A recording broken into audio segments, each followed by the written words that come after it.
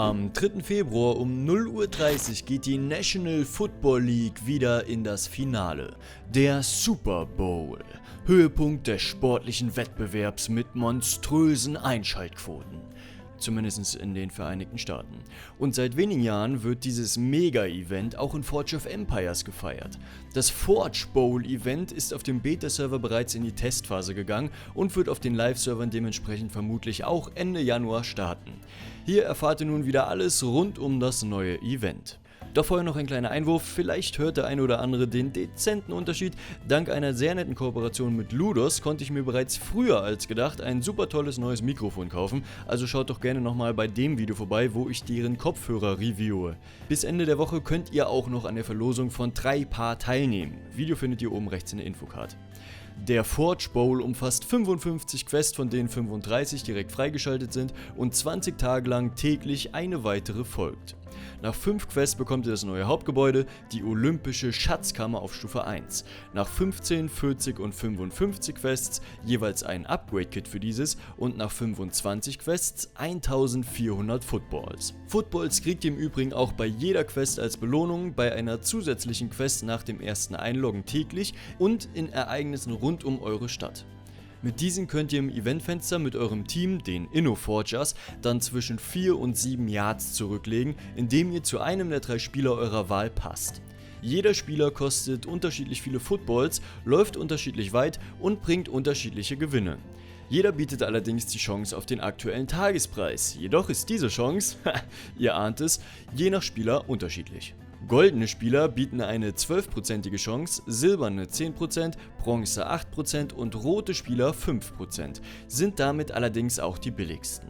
Je nachdem, ob ihr auf möglichst viele Hauptpreise und dementsprechend möglichst viele zurückgelegte Yards gehen wollt oder möglichst viele Tagespreise, die ihr bekommt, lohnt es sich, diese Liste immer mal genauer anzugucken und den Spieler zu wählen, der für euch am besten passt und gerade zur Auswahl steht. Zu beachten wäre beispielsweise auch, dass ungeboostet silberne Spieler besser sein könnten, geboostet aber rote Spieler, je nachdem auf was ihr gehen wollt und welchen Coach ihr aktiviert habt. Was das ganze Boosten und Coaches zu bedeuten hat, das werde ich gleich noch weiter erklären. Es kann auch mal sein, dass in einer Runde gar kein goldener Spieler zur Auswahl steht.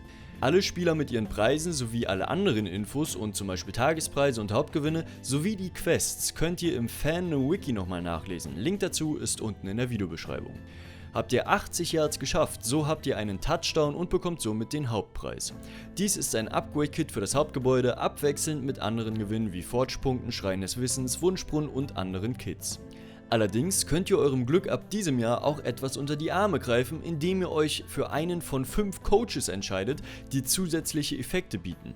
Ihr habt die Auswahl zwischen einer 3%igen Chance auf den doppelten Gewinn der Spieler, jedes Mal einen extra Yard, immer eine 5% höhere Chance den Tagespreis zu erhalten, eure Punkte für den League Table immer zu verdoppeln oder einfach alle Effekte zusammen. Wobei letzterer Coach 150 Diamanten kostet. Ihr solltet allerdings auch gut überlegen, wann ihr die Coaches einsetzt, denn lediglich der erste Coach ist dauerhaft und jederzeit verfügbar. Alle anderen habt ihr nach der Aktivierung nur für 24 Stunden. Während dieser 24 Stunden könnt ihr zwar jederzeit auf einen anderen Coach wechseln, aber dann oder nach der Ablauf der Zeit müsst ihr weitere 24 Stunden warten, bis ihr diesen erneut auswählen könnt. Nur der Premium Coach ist auch direkt wieder auswählbar, nachdem er deaktiviert wurde. Bleibt dann aber auch wieder nur für 24 Stunden. Falls ihr also auf ganz bestimmte Tagespreise wartet, für die ihr möglichst alle Footballs ausgeben wollt, dann aktiviert auch erst dann den entsprechenden Coach, den ihr haben wollt. Dann also zum League Table. Dabei handelt es sich wieder um die Platzierung der Spieler in unterschiedlichen Ligen, deren Gewinne am Ende des Events an alle ausgezahlt werden. Ihr steigt auf, indem ihr insgesamt mehr Yards zurücklegt. Da jedoch immer nur ein bestimmter Prozentsatz der aktiven Spieler in der entsprechenden Liga sein darf, wird die Grenze an Yards, die ihr erreichen müsst, um in diese Liga zu kommen, im Laufe des Events immer weiter ansteigen. In den oberen beiden gibt es allerdings noch zusätzliche Upgrade-Kits für das Hauptgebäude. Dennoch sollte es auch bei diesem Event wie bei jedem anderen auch wieder möglich sein, den Hauptpreis ohne den Einsatz von Diamanten zu erreichen.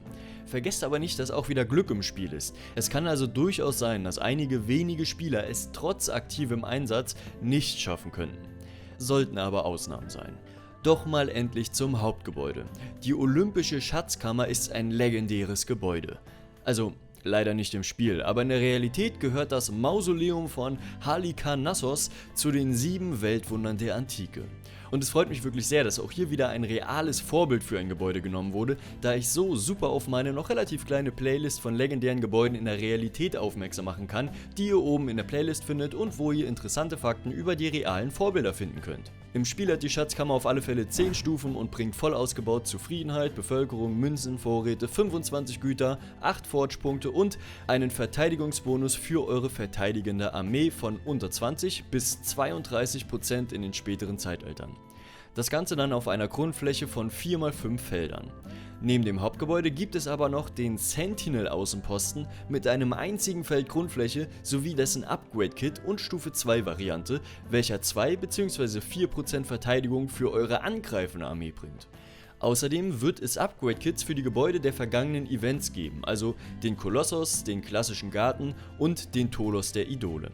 Der Tholos ist im letzten Update neben einigen anderen Gebäuden, aber auch schon im Antiquitätenhändler hinzugefügt worden, also überlegt euch, auf welchem Wege ihr diesen erhalten wollt, wenn ihr den überhaupt wollt.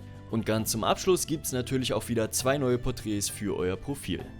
Dann hoffe ich, das Video hat euch wieder gefallen und ich freue mich wie immer über jeden Daumen nach oben und wünsche euch erstmal noch eine schöne Adventszeit mit dem Winter-Event auf den Live-Servern. Bis dahin, ciao.